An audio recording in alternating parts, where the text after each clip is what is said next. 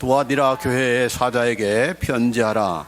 그 눈이 불꽃 같고 그 발이 빛난 주석과 같은 하나님의 아들이 이르시되 내가 네 사업과 사랑과 믿음과 섬김과 인내를 아노니 네 나중 행위가 처음 것보다 많도다. 그러나 네게 책망할 것이 있노라. 자칭 선지자라 하는 여자 이세벨을 네가 용납하미니 그가 내 종들을 가르쳐 꾀어 행음하게 하고 우상의 제물을 먹게 하는도다. 또 내가 그에게 회개할 기회를 주었으되 자기의 음행을 회개하고자 하지 아니하는도다.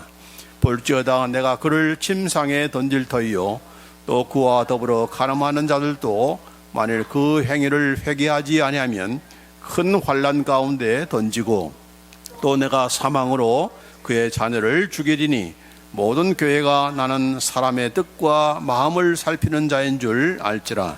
내가 너의 각 사람의 행위대로 갚아주리라. 두아디라에 남아있어 이 교훈을 받지 아니하고 소위 사탄의 깊은 것을 알지 못하는 너에게 말하노니 다른 짐으로 너에게 지을 것은 없노라. 다만 너에게 있는 것을 내가 올 때까지 굳게 잡으라.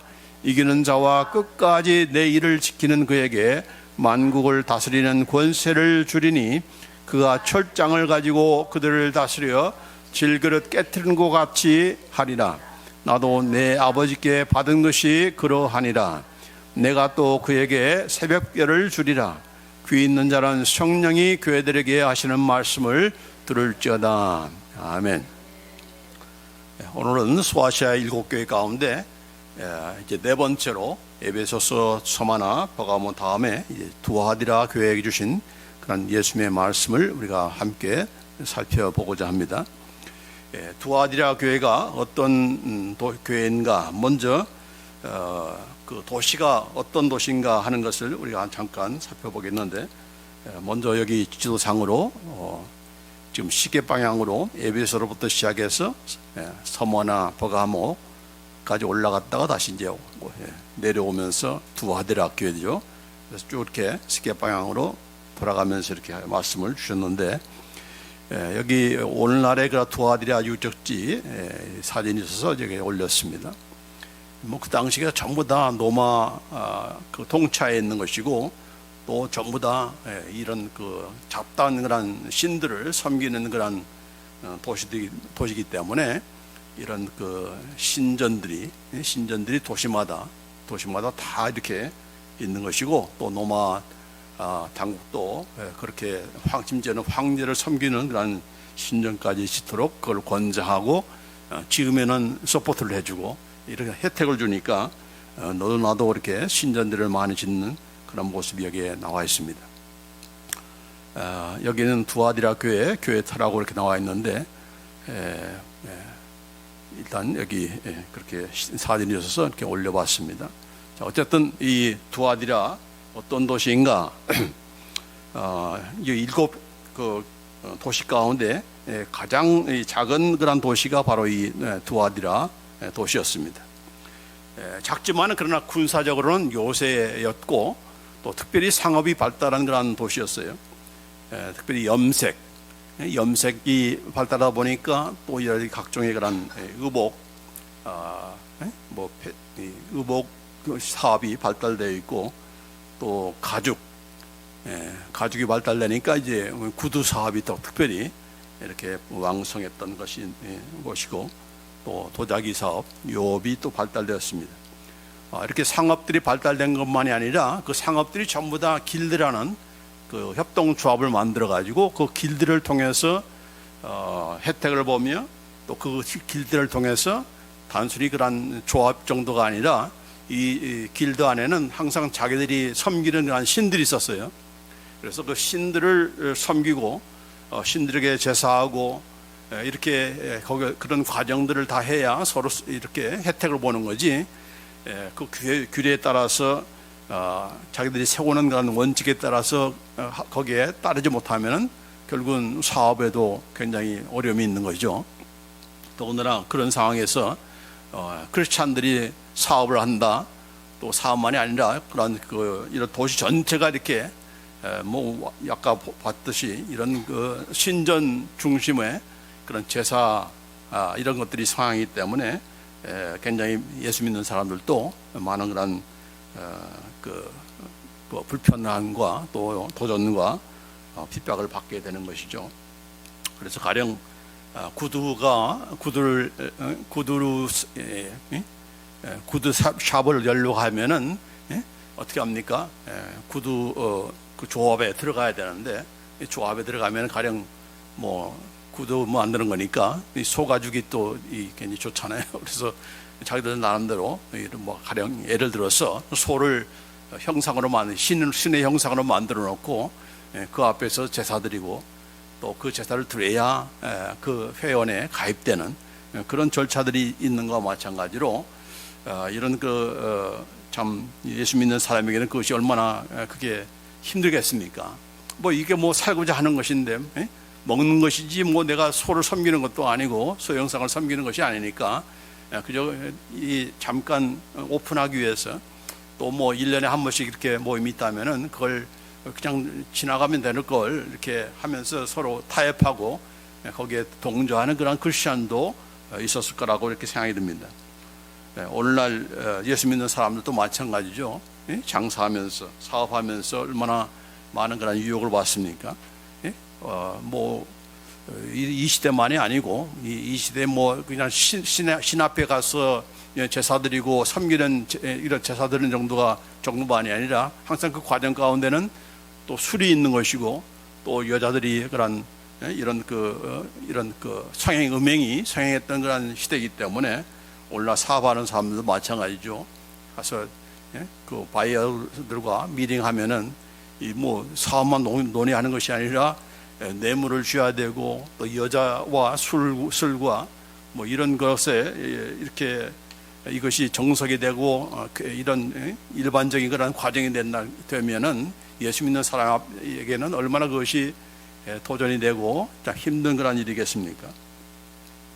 또 우리 한국에서는 뭡니까? 사업하면은 돼지머리 앞에 이렇게 고사를 지르잖아요. 사업 잘 되게 해달라고. 이런 것들이 전부 다 이런 뭐 지금도 마찬가지로 이런 것들이 성행하고 있다 하는 것이죠. 자, 이런 그 가운데서 두아디라는 그런 교회가 섰는데 이 교회가 어떻게 세워졌는지 다른 소아시아 7개처럼 모르는 그런 어떻게 세웠는지 누가 세웠는지를 우리가 잘 알 수 없지만은 여기에 특별히 등장하는 그런 인물이 있습니다. 이 두아디라 출신의 그런 성도가 있는데 사도행전 16장 14절에 보면은 두아디라 시에 있는 자색 옷감 장사로서 하나님을 섬기는 루디아라는 여자가 말을 듣고 있을 때에 주께서 그 마음을 열어 바울의 말을 따르게 하신지라. 이 루디아라는 그런 여자가 바로 옷감 장사, 비단 장사, 자색. 그 당시 자색은 부티라는 옷이죠. 지금도 마찬가지지만은 그래서 이렇게 옷감 장사를 하고 있는데 바로 사도 바울을 통해서 하나님의 말씀을 듣고 그 복음을 통해서 이렇게 믿는 가운데 그의 모든 가족들이 식구들이 다 믿게 되는 그런 일이 있었어요. 아마 그래서 이 두아디라 교회가 이 루디아를 중심으로 해서 세워진 것이 아닌가 그렇게 추측이 듭니다만은 그러나 우리가 정확하게 알 수는 없는 겁니다. 그런 유혹을 통해서 참 어떻게 신앙생활을 할 것인가 이게 쉽지 않은 것이죠. 자, 그런 가운데서 예수님께서 나타나셔서 어떤 모습으로 나타나셨는가? 7교회가 전부 다 예수님께서 나타나시는 그런 모습이 각각 다르다고 했죠. 자, 여기 두아디라 교회는 예수님께서 어떤 모습으로 나타나셨는가? 2장 18절 말씀에 두아디라 교회 사자에게 편지하라. 그 눈이 불꽃 같고 그 발이 빛난 주석과 같은 하나님의 아들이 이르시되, 지금 예수님에 대해서 말씀하시기를 그 눈이, 예수님의 눈이 불꽃 같다 그렇게 말씀하고 있습니다. 이건 무슨 뜻을 얘기하는 것입니까?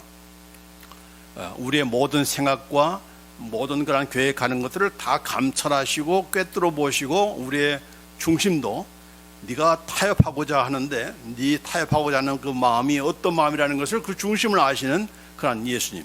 예? 뭐 어쩔 수 없는 거 아닙니까? 내가 먹고 살려면 어쩔 수 없는 것입니까? 라고 하면서 타협하고 거기에 넘어가고 우상에게 절하고 하는 일들에 대해서 예수님께서 뭐 이건 내가 신으로 섬기는 것이 아니니까, 나는 하나님을 섬기는 그런 성도니까 예수님께서 잘 이해해 주시겠지. 예? 예수님이 우리 같으면은 우리처럼 이해할 거야, 우리처럼 할 수밖에 없을 거야, 이런 식으로 넘어가는 그런 성도에게 예수님께서는 아니다.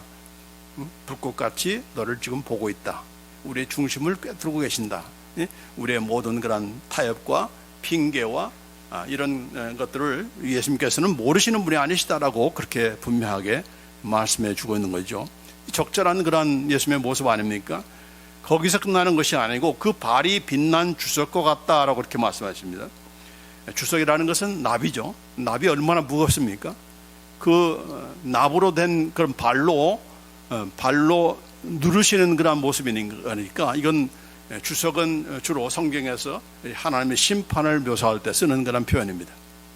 그러니까 이렇게 우리의 잘못을 그냥 보고만 계시는 분이 아니라 심판하시는 분이시다라고 하는 것을 엄중하게 이렇게 말씀하고 있는 거죠.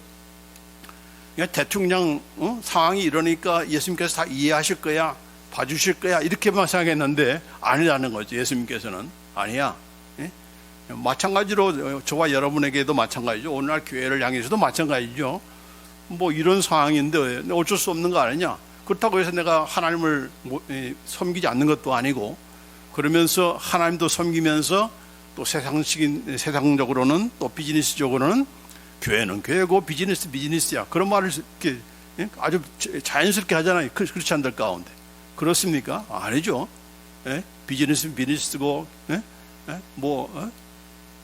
뭐예요? 교회는 교회고 아니죠. 교회에서나 비즈니스나 똑같은 마음을 가지고 그런 믿음을 가지고 상대를 하고 그렇게 해야 되는 것이지, 그게 그렇지 않아야 그런 바른 모습인 것이지, 교회에 와서는 따르고 밖에 나가서는 다르고 이건 아닌 거죠. 그걸 대해서 예수님께서도 분명히 이렇게 우리에게 말씀하시고 또 나타나셔서 이렇게 이런 모습으로 나타나실 거라 이렇게 볼 수가 있는 거죠. 그 다음에 또 한 가지가 바로 하나님의 아들이다라고 이렇게 말씀하셨어요. 요한계시록에서 예수님을 가리켜서 하나님의 아들이다라고 언급한 것은 이곳이 처음입니다. 단 한 번에 있는 그런 표현이에요.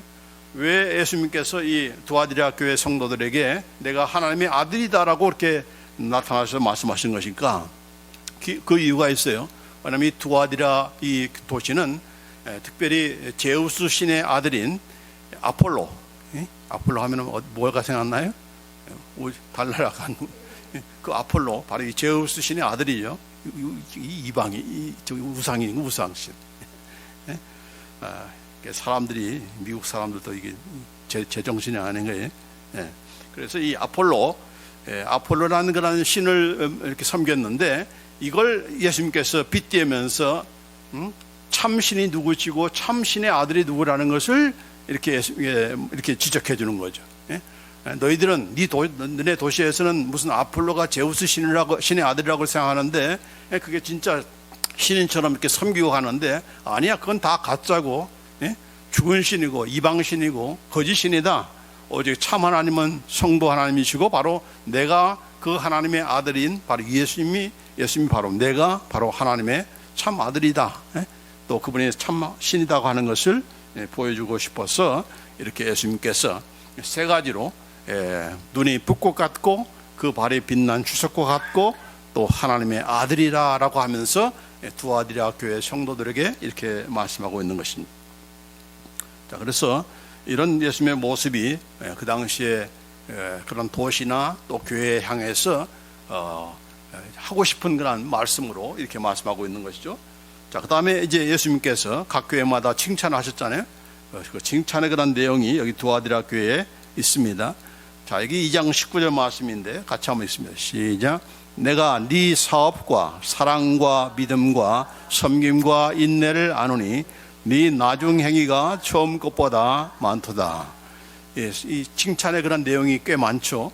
자, 내가 네 사업과, 여기 네 사업이라고 했는데 왜 우리말에는 이렇게 사업이라고 번역을 했는지, 원래는 그 똑같이 행위라는 내 나중 행위, 이 행위라고 똑같은 그런 did, 영어로 말하면 did 혹은 works, 그런 그 행위 또는 행함, 이것을 얘기한 겁니다. 너의 그 행함을 내가 칭찬한다는 얘기죠. 그러니까 이 두아디라 교회 성도들은 아무 일도 안 하고 입만 살아있는 그런 그 형식적인 그런 크리스찬인데 아니고 실제로 뛰면서 일하는 그런 성도였다는 것을 얘기하고 있어요. 도시 전체가 막 상업이 왕성하게 성행하다 보니까 교회에서도 막 일을 한 그런 것들이 이렇게 그 자연스럽고 그게 이 체질화됐는지 모르지만은 어쨌든 간에 자기의 그 행위, 믿는 것에 대한 행함이 따르는 그러한 것에 대해서 예수님께서 칭찬하셨는데, 그 칭찬하신 그 내용이 이제 어떤 행위를 예수님께서 칭찬하셨는가? 바로 네 가지인데, 바로 사랑과 믿음과 섬김과 인내입니다. 사랑을 칭찬하셨어요. 일하면서 서로 사랑하는 것, 하나님을 사랑하고 형제 자매들을 사랑하고, 더군다나 여기 보면은 항상 사랑에는 무엇이 따릅니까? 섬김. 그래서 이 사랑과 섬김은 같이 가는 것이고, 또 믿음이 있으면은 인내하게 되어 있죠. 그래서 이게 짝을 이루는, 이렇게 사랑과 믿음이 아니라 사랑과 섬김, 또 믿음과 인내, 이런 식으로 짝을 이루는 것처럼 그렇게 보여집니다. 어쨌든 간에 섬기면서 사랑을 하는 모습을 예수님께서 칭찬하셨어요. 이게 좀 귀한 것이죠. 서로 성도 간에 막 일에 몰때 가지고 뭐 일을 성과 위주의 그런 교회들이 얼마나 많습니까? 일은 열심히 해요. 일을 열심히 하는데 맨날 일만 하면은 싸워. 서로 비난하고. 이거 잘못된 거죠. 오늘날 교회들이 얼마나 일을 많이 합니까? 그냥 얼마나 잡다한 일들을 많이 합니까? 그냥 예배드리고 성경 공부하고 이게 아니고 그냥 사회적으로도 얼마나 많은 일들을 합니까? 노숙자를 위해서 이렇게 밥도 져주고 막 이렇게 하면서 얼마나 많은 일들을 해요. 그게 나쁘다는 것이 아니고, 일을 하려면은 섬기의 그런 자세로, 사랑의 그런 자세로 해야 되는데 그렇지 않으니까 내가 잘났어, 내가 잘했어, 내가 더 잘해, 이런 식으로 자꾸 비교하고 거기에서 서로 질책하고 하는 이런 모습이, 이게 제대로 된 그런 교회의 모습은 아닌 거잖아요. 그러나 이 두아디라 교회는 이 사랑과 섬김의 그런 모습으로, 그런 자세로 일을 했기 때문에 이렇게 칭찬을 받은 것이고, 더군다나 믿음과 인내, 믿음으로 했다는 거죠. 왜냐하면 믿음으로 하지 않는 것은 뭐예요? 전부 다 죄다라고 했습니다. 로마서 14장 23절 말씀. 믿음으로 조차하지 아니하는 모든 것이 죄니라. 이 믿음이라는 것이 뭡니까?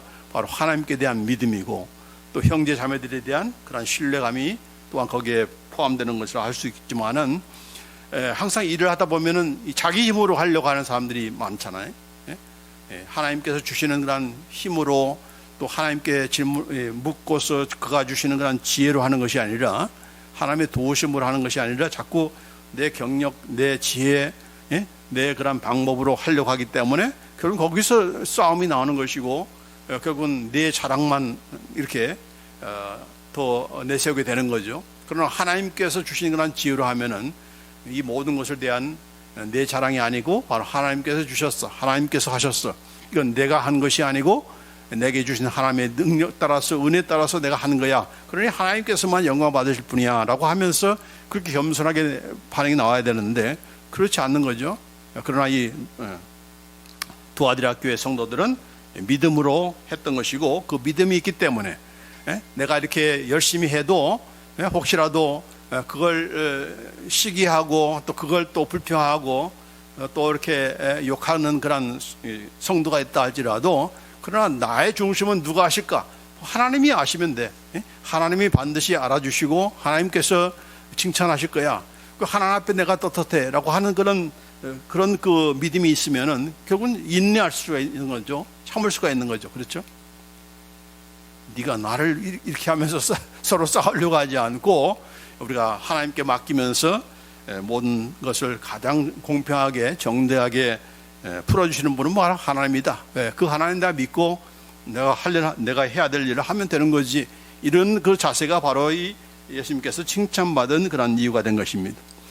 또 한 가지 중요한 것은 네 나중 행위가 처음 것보다 많도다 했습니다.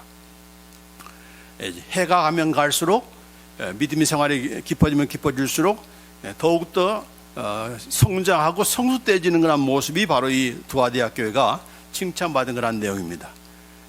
예배소 교회처럼 처음만 짱하다가 사랑이 점점 식어져가는 그런 차가워지는 그런 교회가 아니라 처음보다는 교회 개척 때보다는 한 해, 두 해 가면서 더욱더 성도들의 그런 행위가 그의 믿음이 또 사랑과 섬김과 인내 이런 모든 것들이 점점 성장하는 거예요. 우리가 그래야 되겠죠. 처음 저와 여러분을 만날 때마다 우리가 횟수가 가면 갈수록 나의 믿음이 더욱더 성장해지는, 성장해가고 성숙해지는 그런 모습이 된다면은 주님께서도 칭찬하실 거예요. 그렇죠? 이런 두아디라 교회가 이런 사랑과 믿음과 섬김과 인내에 거기서 끝나지 않고 점점 나중의 행위가 나중에 그 모습이 처음보다는 더욱더 성숙해져 가는 그러한 모습이었다. 이게 칭찬받은 그런 내용인데 칭찬받았으면 그것만 있으면 좋았을 텐데 또 꾸중들을 그런 일들이 있었습니다. 무엇을 책망하셨는가? 자, 2장 20절에 말씀이 나와 있습니다. 그러나 네게 책망할 것이 있노라. 자칭 선지자라 하는 여자 이세벨을 네가 용납함이니 그가 내 종들을 가르쳐 꾀어 행음하게 하고 우상의 재물을 먹게 하는도다 라고 그렇게 되어 있습니다. 이 이세벨이라는 그런 여자, 그 여자의 이름이 원래 이세벨인지 아니면은 구약에 나오는 이세벨은 누굽니까? 바로 북이스라엘의 아합 왕의 와이프가 바로 이세벨이었습니다. 이방 여자인데 이스라엘 왕과 결혼해가지고 그가 결혼하면서 잡다한 그런 신들을, 이방 신들을, 거짓 신들을 다 데리고 왔어요. 그래서 자그마치 그 당시에 이세벨의 그런 정말 이스라엘 역사상 가장 악한 그런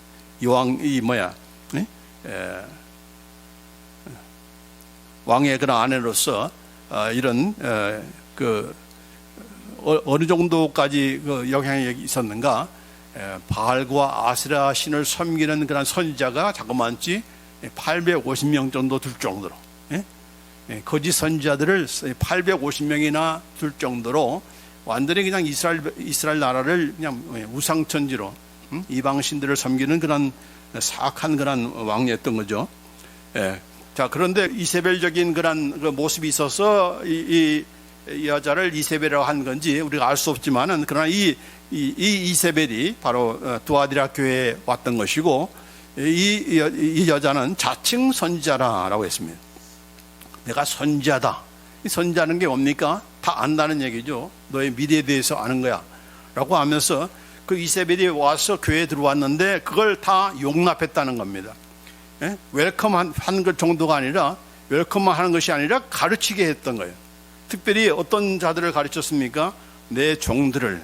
예수님의 종이라는 것은 누굽니까? 바로 리더들을 얘기하는 것이죠. 교회 사역자들을. 믿음이 있다고 하는 자들을 가르친 거예요. 가르치게 허락한 거예요. 그래서 이런 교회 리더들을 꿰어가지고 행음하게 하고 우상의 재물을 먹게 하는 그런 죄에 대해서 지금 예수님께서 책망하신 것입니다. 단순히 이런 거짓 선지자를 여자를 이렇게 이 교회의 그런 멤버로 용납할 정도가 아니고 그걸 가르치도록 했다는 얘기죠. 왜 가르치도록 한 것입니까? 선지자라고 자꾸 하니까. 내가 계시받았어. 당신에 대해서 하나님께서 이렇게 말씀해 주셨어. 환상 가운데 나에게 이렇게 말씀하셨어. 이렇게 하니까 계시가 뭔지 환상이 뭔지를 아는 그런 믿음이 있다고 하는 자들이 거기에 유혹당하는 거죠. 미혹당하는 거죠. 오늘날도 마찬가지죠. 달라스도 마찬가지예요. 예언하는 자가 있다고 하면서 그 예언 받으려고 쫓아가는 그런 크리스찬들이 있어요. 믿음이 있다고 하는 그런 자들이 거기 하는 거죠. 뭐 처음 있는 사람은 계시가 뭐야 이렇게 하겠지만은 거기에 혹한 사람들은 막 거기에 꿰가지고 가서 계시 받는다. 또 미래에 대해서 이렇게 뭡니까? 믿지 않는 사람들이 점치는 거와 뭐가 다릅니까? 그렇죠? 똑같은 거예요. 그 미래에 대해서 알아서 뭐 하겠다는 것입니까? 그게 뭐 그 사람들에게 내가 이런 앞으로 이런 일이 당할 거니까 내가 조심해야지 뭐 이런 생각을 하겠습니까? 근데 받았다고 하는 계시 보면 다 뻔한 얘기예요. 뻔한 계시, 뻔한 말씀이에요. 그냥 하나님께서 하시는 그런 말씀, 성경에 그런 하신 말씀들이 가장 확실한 그런 예언이고 계십니다. 그러니까 이런 계시 받았다는 사람들에게 유혹당할 그런 이유가 없는 것이고 조심해야 되는 거죠. 자, 그래서 이 리더들을 요새 말하자면 목사나 장로나 권사나 이런 집사들을 가르친 거예요. 가르쳐서 꼬여가지고 행음하게 했답니다. 행음하게 했다는 건 뭡니까? 뭐 섹스를 가졌다는 그런 뜻이 아니고, 행음이라는 것은 뭐라고 했죠? 우상을 섬기는 것, 하나님 외에 다른 신을 섬기는 것, 이것이 바로 영적인 간음이고 음행이고 이런 행음이다라고 지난 시간에도 말씀드렸잖아요. 그래서 행음하게 하는 것입니다. 왜냐하면 이렇게 도시 전체가 막 이방신을 섬기는 그런 분위기니까 그동안에 이방신한테 제사하면 안 되지, 우리가 그 거짓 신에게 드린 그런 제물을 먹으면 안 되지라고 그렇게 알고 있었는데, 아니 이런 선자가 와가지고 자칭 이세벨에 와가지고 무슨 소리야? 우리가 하나님을 섬기는 건데 그거 뭐 우리가 뭐 이거 먹는다고 해서 그게 죄가 되겠어? 감사한 마음으로 먹어야지. 뭐 사업을 하기 위해서 하다 보면은 그러는 거지. 이건 뭐 도시적으로 다 하는 일이고 이게 뭐 문화인데, 이게 뭐 사회 그런 일반적인 현상인데 뭐 그걸 하나님께서 뭐라고 하셨느냐, 이런 식으로 이렇게 설득하는 거죠. 그러니까 평소에 그거에 대해서 홀기대하고 억누르고 있던 그런 사람들이 결국 거기에 넘어가는 겁니다. 자연스럽게 넘어가는 거죠. 오늘날 믿지 않는 사람들이 얼마나 많이 이렇게 사악해져 가지고 믿는 사람들을 유혹할 때 무슨 방법을 주로 씁니까? 이 문화라는 그런 가지고 이렇게 유혹하는 거죠. 얼마 전에 대구에서 또 서울에서 이런 동성애자 퀴어 축제라고 하잖아요. 그래서 거기에 뭐라고 합니까? 이게 무슨 뭐 동성애가 죄가 아니고 이건 문화야, 문화 행사야, 이렇게 하는 겁니다. 문화 행사래. 그러니까 문화의 이름을 가지고, 문화라는 이름을 가지고 이렇게 유혹하는 거죠. 그러면 거기에 다 넘어가는 거죠. 넘어가는. 여기 제사 음식에 대해서 지금 나와 있잖아요. 한국에서도 마찬가지죠. 제사라는 게 뭐냐? 우리가 무슨 조상신을 섬기는 게 아니지 않느냐? 그냥 1년에 한 번씩 이렇게 모여서 식구들이 모여가지고 그저 이렇게 펠로우십을 갖는 것이지, 우리가 무슨 뭐 그런 우리 부모님을 뭐 신처럼 섬기는 것이 아닌데 그게 무슨 잘못이냐? 그렇게 이게 우리의 풍습이고 이게 문화고 뭐 이방신을 섬기는 것이 아닌데, 신으로 섬기는 것이 아닌데라고 하면서 그렇게 말을 하면은 어떻게 해요? 믿는 성도들이 거기에 그냥 혹하는 거죠. 넘어가는 거예요. 그래서 교회에서도 목사님이 눈 감아주고, 추석 때만 되면은 이게 참 힘들죠. 교회들마다 눈 감아주는 거예요. 그러나 이거 사람들은 눈 감아줄 수 있지만은 그 문제는 뭐예요? 예수님이 어떻게 생각하는가? 사람들은 용납하고 잘했다, 괜찮아, 음식 먹어도 돼라고 하는데 예수님께서는 어떻게 생각하는가? 어떻게 징벌하시는가? 이게 바로 이제 우리가 누구를 믿는 겁니까? 예수님을 믿는 것이고, 누구한테 칭찬받아야 되래? 사람들이 다 인정해주고 오케이 한다 할지라도 예수님이 노 하면은 그건 아닌 것이죠. 그런 면에서 오늘 이 말씀은 우리에게 더 큰 그런 도전이 되고 또 귀한 그런 말씀이 되리라 이렇게 믿습니다. 그래서 여기 우상에게 드린 그런 제물 먹는 것에 대해서, 왜냐하면 그 당시에 지금 초대 로마 황제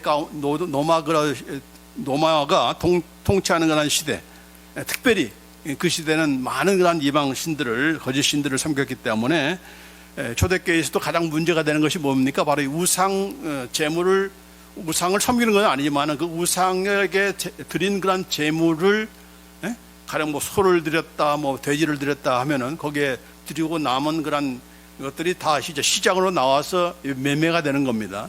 그래서 더군다나 이제 괜찮은 그런 것들이 재물에 올라오는 거니까 이게 뭐 장사하는 사람들에게는 또 그걸 또 구입하는 그런 사람에게는 절호의 찬스인 거죠. 가장 좋은 질의 그런 소고기를 먹을 수 있는 그런 기회니까. 자, 그래서 어떤 일이 벌어졌습니까? 이게 문제가 되는 거예요. 처음부터 예수 믿는 사람들이 아니고 이제 이방인들로서 예수 믿지 않는 사람들이 예수를 믿게 될 때에 어떻게 이런 사람들을 잘 하나님의 말씀으로 인도할까? 거기에 대해서 교회가 회의를 연 거죠. 그래서 예루살렘 공의회에서 정한 것이 있습니다. 뭘 정하셨는가?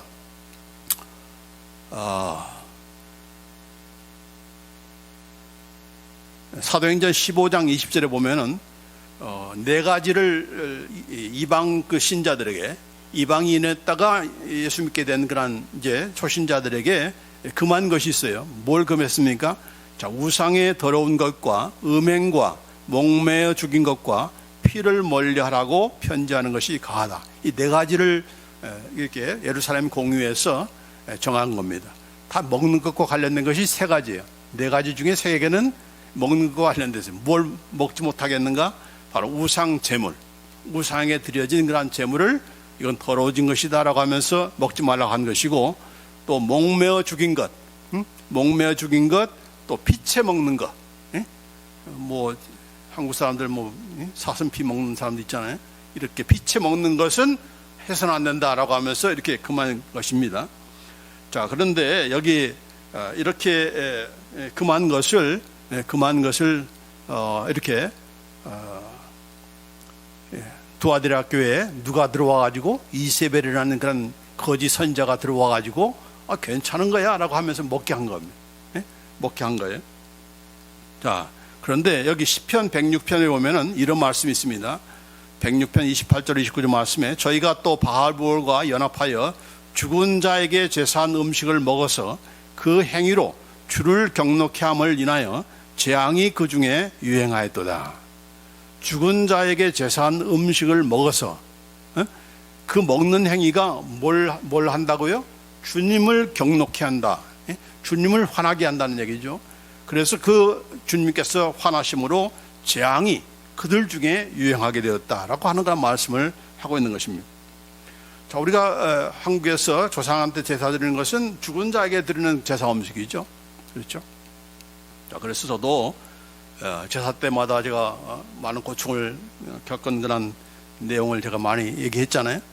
그래서 처음에는 그 제사 음식, 떡이나든지 나물류 이런 것들을 제가 처음에는 다 싫어했어요. 안 먹었어요. 안 먹다 보니까 싫어지는 거예요. 자꾸 그 생각만 나가지고. 물론 이제 요새는 이제 없어서 못 먹지. 지금 맛있게 잘 먹지만은 이렇게 이것이 제사 우상에 드려진 그런 제물이라는 것을 그것이 확실하다면은 그건 어떻게 해요? 먹어서는 안 된다는 얘기죠. 왜냐하면은 고린도전서에 보면은 사도 바울도 이런 문제가 있었기 때문에 이 고린도전서 8장, 9장, 10장이 전부 다 이런 얘기예요. 우상 제물에 관한 그런 내용이에요. 자, 그런데 내가 무엇을 말하느냐? 우상의 제물은 무엇이며 우상은 무엇이냐? 무릇 이방인이 제사하는 것은 귀신에게 하는 것이요 하나님께 제사하는 것이 아니니 나는 너희가 귀신과 교제하는 자가 되기를 원하지 아니하노라. 너희가 주의 잔과 귀신의 잔을 겸하여 마시지 못하고 주의 식탁과 귀신의 식탁에 겸하여 참여하지 못하리라. 그러면 우리가 주를 노여하시게 하겠느냐? 우리가 주보다 강한 자냐? 그렇게 비꼬면서 얘기합니다. 자, 뭐예요? 이제 그 8장과 10장에 걸쳐서 쭉 내용 나오는데 요약하면은 무슨 내용인가 하니, 자, 시장에서 나온 그런 음식을 샀는데 이것이 뭐 제사 드리고 난 음식인지 아닌지를 알 수가 없잖아요. 사는 자의 입장에서는. 그러니까 그렇게 해서 구입해서 먹었어요. 그 먹은 거에 대해서는 그 하등의 그런 잘못이 없다는 거죠. 자, 그러나 어떤 초신자의 집안에 이렇게 초대를 받았어요. 음식 초대를 받았는데 가서 먹을 때 이 초신자가 이거 간밤에 제사 드리고 난 음식입니다 라고 하면서 얘기를 하는 거예요. 그럼 어떻게 해야 됩니까? 먹어야 됩니까? 안 먹어야 됩니까? 어떤 사람은 이게 다 음식은 하나님께 주신 것이니까 다 감사함. 뭐 음식이 무슨 죄냐? 감사한 마음으로 먹으면 되지. 그래서 그걸 먹었어요. 먹으니까 이 초신자가 이 신자에 대해서 비난하는 거예요. 어떻게 우상에 들한 그런 재물을 음식을 네가 먹을 수가 있느냐라고 하면서 시험이 드는 겁니다. 그런 상황들이 있기 때문에 만약에 그런 상황이 됐을 때는 아무리 내가 양심의 거리낌도 없고 그 음식 먹는 데에 내가 하등의 그런 그 거리낌도 없지만은 그러나 그 형제를 위해서 그 연약한 형제가 시험 들까봐 그 형제를 위해서 내 자유를 포기하라 하는 것입니다. 그게 바로 이제 사도 바울의 그런 가르침인 것이죠. 그래서 이게 우상에게 드려진 그런 제물인가 음식인가 그것이 확실하다면은 또 그걸 상대방이 알려줬다면은 그건 내가 먹고 싶어도 아무리 맛있어도 먹지 않는 것이 그게 바른 것이고 그게 옳은 것이다 하는 거죠. 더군다나 다른 신자들이 믿음이 연약한 신자들이 어떻게 우상에게 드리는 제물의 음식을 먹느냐고 하면서 비난할 수 있기 때문에 이 믿음이 연약한 형제를 실족하지 않기 위해서라도 그건 네 자유를 포기하라. 먹어서는 안 된다. 이렇게 말씀하고 있는 겁니다. 그러나 중요한 것은 뭐예요? 일단 먹든지 마시든지 무엇을 하든지 다 하나님의 영광을 위해서 하라고 그렇게 말씀하셨습니다. 그래서 그 말씀이 나온 거예요. 그렇다고 해서 내가 뭐 제사 음식 내가 먹어야 되는가? 그건 아니다는 얘기죠. 왜냐하면 이건 제사 음식이라는 것이 아니까. 그래서 제가 먹기를 거부하다 보니까 먹기가 싫어진 거죠. 떡 하면은 제사 생각이 나니까, 나물 하면은 이 제사 생각이 나니까. 자, 그만큼 뭐예요? 우상 숭배와 우상의 제물은 그건 다른 것이 아니다는 얘기죠. 다른 것이 아니다. 왜 우상의 제물을 먹지 말라고 한 겁니까? 그건 한마디로 말해서 우상 섬기지 말라는 얘기죠. 우상 섬기지 않으면 제물이 나올 리가 없잖아요. 우상 제물이 나올 리가 없잖아요. 그러니까 우상 섬기지 말라는 것이고 또 그래서 섬긴 거라면은 그 제물을 먹으면은 그건 우상 숭배와 똑같은 것이다. 그렇게 성경에서는 그렇게 말씀하고 있는 것입니다. 자, 그래서 우리가 이런 비단 우상 숭배만이 아니고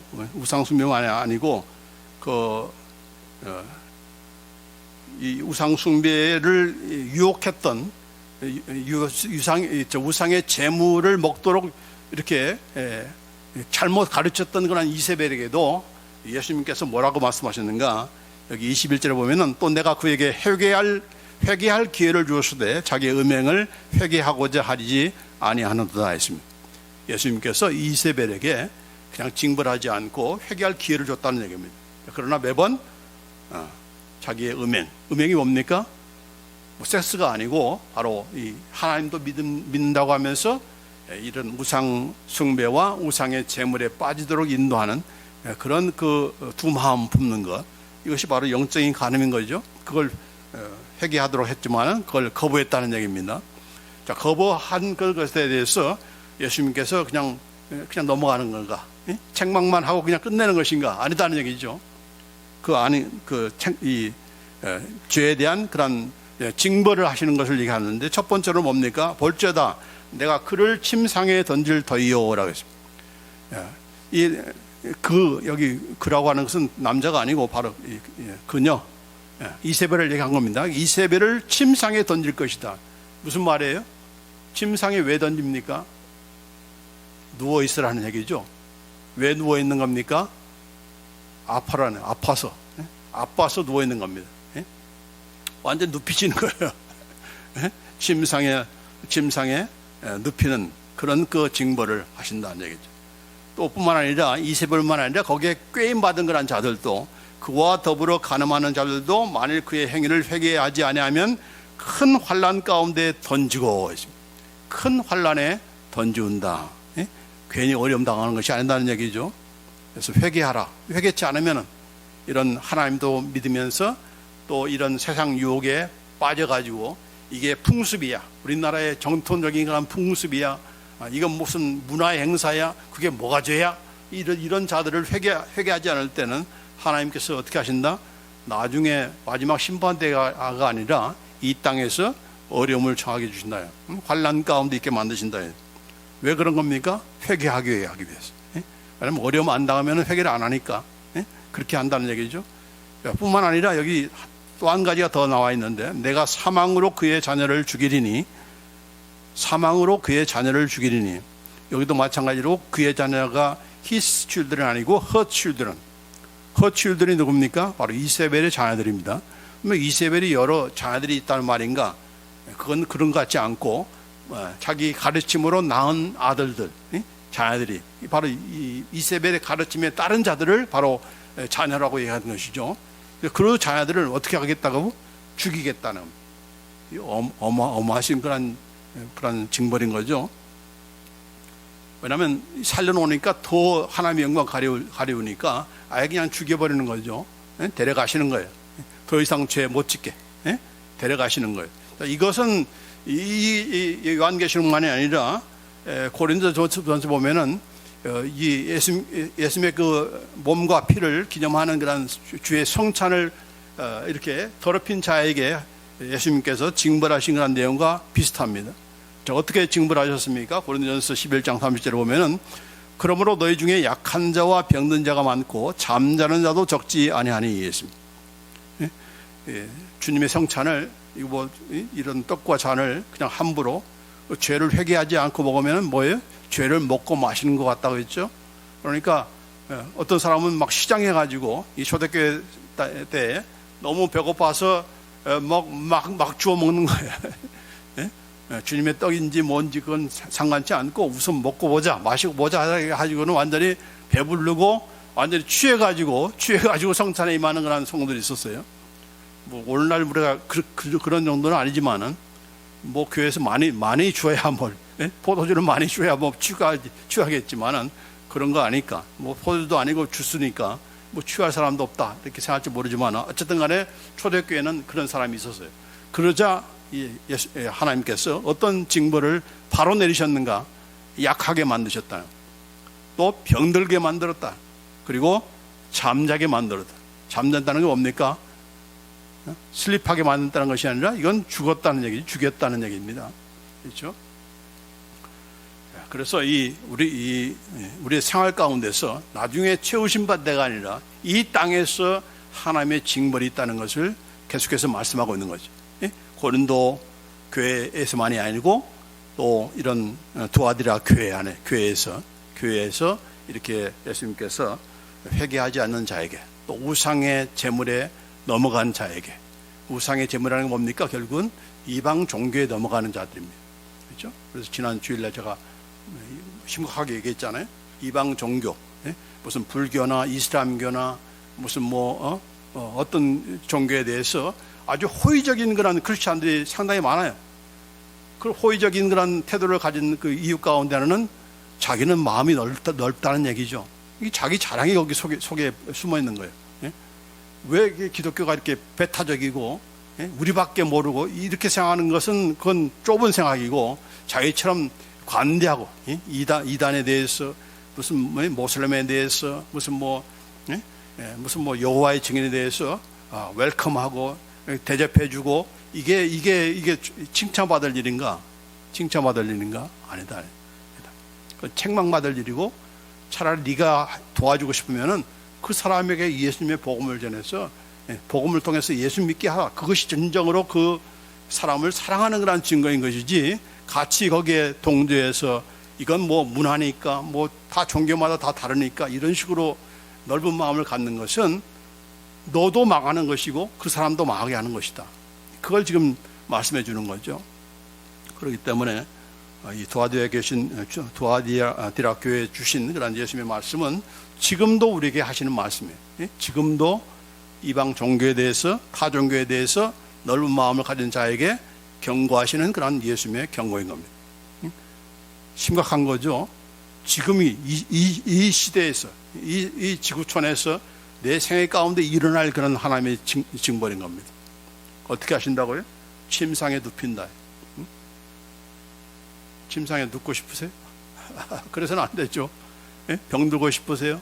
아니죠. 영원히 잠자게 만드시겠. 이래서는 안 되는 거죠. 그러니까 우리가 조심하고 우리가 깨어서 가장 하나님께서 싫어하는 것이 뭐라고요? 하나님 외에 다른 신을 섬기는 것. 하나님도 믿으면서 다른 신을 섬기는 것. 그 다른 신이 뭐 여러 가지가 있을 수 있어요. 그냥 눈에 사람들이 말하는 종교만이 아니라 신처럼 섬기는 이것들이 전부 다 우리의 우상 아닙니까? 자, 그런 것을 우리가 가볍게 여길 것이 아니다라는 것을 우리가 알고 결단코 하나님은 외도하는 것, 신앙적으로 영적으로 외도하는 것을 가장 싫어하죠. 가장 싫어하시는 거예요. 그러니까 우리가 거기에 대해서 분명하게 입장을 취해야 되는 겁니다. 자, 그러나 이제 이기는 자에게 어떤 축복을 약속하셨는가? 자, 그러기 전에 왜 이렇게 하시는가? 왜 이렇게 예수님께서 이렇게 강력하게 이렇게 혹독하게 이렇게 혹독하리라 만큼 이렇게 말씀하시는가? 그 이유는 모든 교회가 나는 사람의 뜻과 마음을 살피시는 자인 줄 알리라. 내가 너의 사람의 행위대로 갚아주리라. 이걸 알게 하기 위해서 이렇게 행하신다는 겁니다. 우리 하나님은 그냥 적당히 넘어가시는 분이 아니라는 얘기죠. 네가 왜 타협하고 네가 왜 이렇게 꼼수를 부리고 이렇게 넘어가는지 그 사람들은 몰라도 예수님은 안다는 얘기죠. 그걸 살핀다는 것이고 거기에 따라서 심판하신다겠다. 이렇게 그걸 알라고 그걸 깨우치기 위해서 이렇게 행하신다는 것을 우리가 잘 상기하고 이런 예수님께서 단호한 그런 말씀과 또 행동을 취하시는데 우리가 그냥 대충 넘어가면 되겠습니까? 안 되는 거죠. 자, 그러나 이제 이기는 자에 대한 예수님의 그런 약속이 무엇인가? 여기 보면은 모든 사람들이 다 거기에 이세벨에게 넘어간 것이 아니었어요. 이세벨의 가르침에 그냥 꼬임 받아가지고 거기에 다 넘어가서 우상 제물 먹고 행음에 빠지고 이런 것이 아니었고 그 두아디라 교회에 남아있는 성도들이 있었어요. 그 남아있는 그는 누군가? 바로 이 교훈을 받지 아니하고 소위 사탄의 깊은 것을 알지 못하는 너에게 말하노니. 이것도 비꼬는 말이에요. 왜냐하면 이세벨이 내가 사탄의 아주 깊은 그런 비밀을 내가 알려주겠다라고 하면서 꼬신 거예요. 그 사탄의 깊은 것에 대해서 그 비밀에 대해서 알게 해준다니까 이 목사와 장로와 권사와 이런 사람들이 다 혹한 거예요. 왜냐하면 성경에서 이게 말한 적이 없거든요.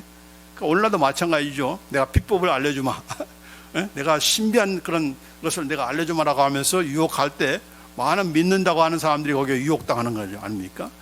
그러나 거기에 기쁜 것을 알지 못하는 너에게 지금 비꼬는 말이죠. 사람들은 이세벨은 이 멍청한 것들아 이렇게 하면서 비난할지 모르지만은 야, 쟤네들은 사탄의 깊은 것을 안다고 하는데 너희 알지 못하는 너희들이 알아가면서 예수님께서는 알지 않고 알려고 하지도 않는 그런 남아있는 그런 성도들에게 대해서 무슨 말씀하셨는가? 다른 짐으로 너에게 지울 것은 없노라. 다른 거 내가 너에게 뭘 하라고 내가 얘기하지 않겠다는 얘기입니다. 왜요? 지금 한 것도 너무나 잘하고 있기 때문에. 지금 이렇게 유혹받는 가운데서 끌려가지 않고 넘어가지 않고 아니 우리 장로님이 어떻게 그럴 수가 있어? 우리 권사님이 어떻게 그렇게 넘어갈 수가 있어? 거기에 대해서 실망하면서 교회를 떠나지 않고 교회를 지키면서 교회 안에서 믿음을 지켜나가는 그 모습이 너무나 아름다운 거예요. 그러니까 내가 너희들한테 더 맡길 것이 없다네. 너 이것 좀 해라. 이게 그 정도까지는 안 돼. 이런 일을 해야 돼. 라고 하면서 더 부과할 그런 예수님이 아니라는 얘기죠. 참 예수님이 얼마나 자상하시고 이 믿음을 정말 어려운 가운데서 외적으로는 맨날 밖에 나가면은 우상 숭배하게 만들고 재물 먹게 만들고 하는 그런 위협을 받고 또 교회에 들어오면은 이상한 그런 가르침 때 거기에 또 끌려가는 그런 리더들이 있고 이게 밖으로 나가나 들어오나 이런 유혹 가운데서 미혹 가운데서 믿음을 지킨다는 것이 이게 얼마나 쉬운 일이 아니죠. 그렇기 때문에 예수님께서는 이해하시고 그걸 칭찬하시면서 내가 너희들한테 다른 짐을 지울 필요가 없다는 겁니다. 예수님은 일만 시키는 분이 아니십니다. 그렇죠? 우리 한국 사람들이 일에 미친 사람들이 많잖아요. 그러나 우리는 교회도 마찬가지죠. 교회도 아무 일 안 하면 이게 뭐 죽은 교회처럼 생각하는 거예요. 예? 아니죠. 일을 목적하시고 우리에게 이렇게 하시는 건 예수님이 아니죠. 예수님의 목적은 뭡니까? 우리 자신들이죠. 우리 자신들. 우리 자신들이 바로 서기를 원하는 것이지, 우리 자신들이 뭘 해주고 가서 전도하고 뭐 교회 짓고 이런 뭐 구제 사업하고 이런 일을 자꾸 만들어야 예수님을 기뻐하시고, 그게 아니다는 얘기죠. 그렇다고 그거 하지 말라는 얘기가 아니고, 이렇게 다른 짐으로 너에게 지울 것이 없다라고 하면서 말씀하신 게 뭡니까? 다만 너에게 있는 것을 내가 올 때까지 굳게 잡아라 했습니다. 너에게 있는 것, 그게 뭡니까? 바로 예수 그리스도의 복음인 것이죠. 사도 바울을 통해서 들은 그런 예수 그리스도의 복음, 그걸 꽉 붙잡는 것이죠. 그 꽉 붙잡는 내용 가운데 하나는 우상 숭배하지 않는 것, 우상의 재물을 탐하지 않고 먹지 않는 것, 이런 것들. 그러나 이제 하나님의 말씀대로 사랑 가운데서 인내하면서 섬기고 이런 그런 모든 이런 것들은 계속적으로 이렇게 붙잡는, 거기에서 이렇게 포기하고 문화라고 하면서 유혹받을 때 거기에 그냥 혹하는 것이 아니고 이렇게 끝까지 붙잡는 것, 이게 바로 예수님께서 이 남은 그런 성도들, 믿음을 지킨 자들에게 주시는 그런 말씀입니다. 내가 올 때까지 굳게 잡으라, hold fast, 꽉 붙잡으라는 얘기입니다. 저와 여러분도 마찬가지로 바른 믿음의 복음, 바른 그런 성경의 가르침은 뭐 유혹받으면서 이게 문화야, 이게 무슨 뭐 풍습이야, 우리의 전통이야, 이게 아니다는 얘기죠. 그 다음에 마지막으로 이기는 자에게 무엇을 약속하셨는가? 두 가지입니다. 이기는 자와 끝까지 내 일을 지키는 그에게 만국을 다스리는 권세를 주리니 그가 철장을 가지고 그들을 다스려 질그를 깨뜨리는 것 같이 하리라. 나도 내 아버지께 받은 것이 그러하리라. 무슨 약속을 하셨어요? 만국을 다스릴 수 있는 그런 권세를 주시겠다는 겁니다. 만국을 다스리는 그런 권세. 지금은 이세벨이 다스리고, 이세벨이 또 유혹을 해서 또 교회 리더들도 거기에 혹해서 빠져가지고 자꾸 나를 질책하고 나를 막 때리고 그러잖아요. 그러나 이제는 뭐예요? 완전히 바뀌어가지고 입장이 바뀌어져서 네가 무엇으로? 쇠막대기로, the rod of the 여기 뭐예요? iron, 철 막대기로 그들을 때리는, 그들을 다스리는 그런 그 축복을 주시겠다, 복을 주시겠다라고 그렇게 약속해 주셨습니다. 그러니까 이건 뭐 그냥 단지 몇십 년 고통받고 하는 것이 아니고 이렇게 만국을 다스리는 그런 권세를 영원토록 갖게 되는 것이니까 우리가 잘 생활해야 되는 거죠. 내가 이렇게 굴복하면서 그냥 적당히 타협하고 끌려갈 것인가, 아니면 영원토록 예수 그리스도와 더불어서 온 우주 만물을 다스리는 그런 권세를 우리가 누릴 것인가, 그걸 보면서 택하라는 얘기죠. 그 다음에 마지막으로 너에게 새벽별을 주리라. 끝까지 믿음을 지키는 자들에게 새벽별을 주리라. 새벽별이 뭡니까? 바로 요한계시록 22장 16절에 나는 다윗의 뿌리요 자손이니 곧 광명한 새벽별이라 그렇게 말씀합니다. 예수님이 바로 새벽별이죠. 그래서 새벽별을 주시겠다는 건 뭡니까? 바로 예수님을 주시겠다는 거. 예수님을 우리에게 주시겠다. 믿음으로 이기는 자에게. 그게 뭐 대단한 거야. 그렇습니까?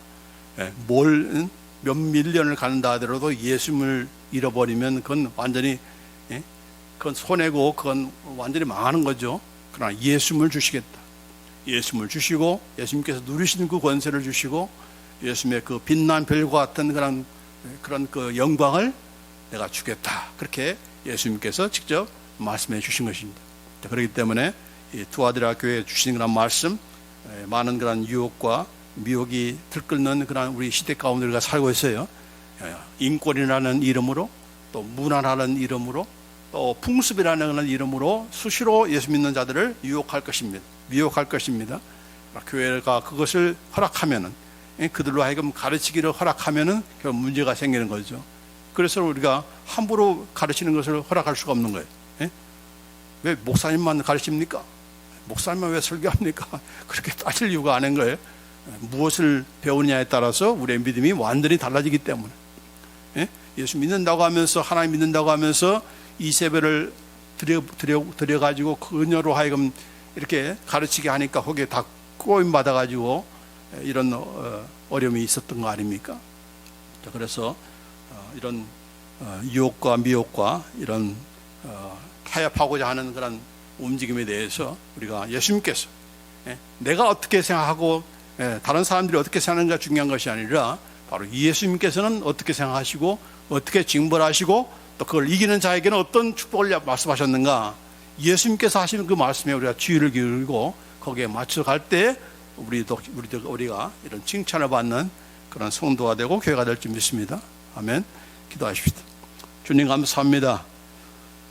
두아디라 교회만이 아니라 오늘날도 얼마나 많은 그런 교회 밖에서 또 교회 내에서 또 내 안에서 이렇게 유혹이 있고 미혹이 있고 타협하고자 하는 그런 마음들이 있습니까? 그러나 예수님께서 그것을 정확하게 아시고 우리의 중심을 꿰뚫어 보시는 그런 주님인 것을 우리가 잊지 않게 하시고 주님 앞에서 주님의 말씀 따라서 순종하는 그런 우리가 될지언정 어떤 미혹, 어떤 그 어려움이 당한다 할지라도 어떤 그런 궁핍함을 당한다 할지라도 우리가 낙심하지 않고 끝까지 믿음을 지킴으로 이제 예수님께서 정말 다시 오실 때 칭찬하시며 네가 받은 것을 굳게 지킨 것에 대해서 또한 이렇게 칭찬하시는 그런 우리가 되게 하여 주십시고 또 예수님께서 약속하신 그런 만국을 다스리는 그런 권세와 또 새벽별의 그런 예수님을 주시겠다는 그런 그 복을 우리가 다 누릴 수 있는 우리 교회와 또 성도가 되도록 주 인도하여 주시옵소서.